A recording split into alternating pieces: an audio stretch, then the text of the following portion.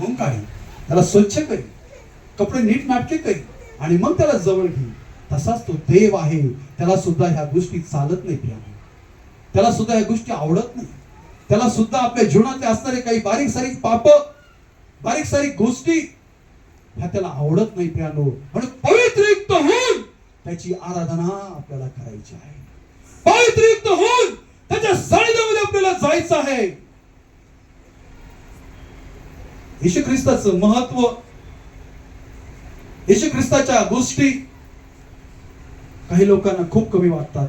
काय तो येशू, काय तो येशू, काय तो वधस्तंभ तो वाचू शकला नाही, तो काय मला वाचू शकतो, असं लोकांना वाटतं येशू ख्रिस्ताबद्दल.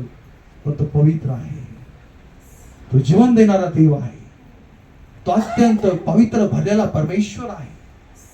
त्याचा सामर्थ्याचा अनुभव, त्याचा आगरीचा अनुभव तुमच्या जीवनामध्ये ज्यावेळेस येईल त्यावेळेस तुम्ही म्हणतात की खरोखरच परमेश्वर कसा आहे. म्हणून मत्ते 5:8 मध्ये असं म्हटल्याप्रमाणे, मत्ते 5:8 मध्ये असं म्हटलेलं आहे वचन, हा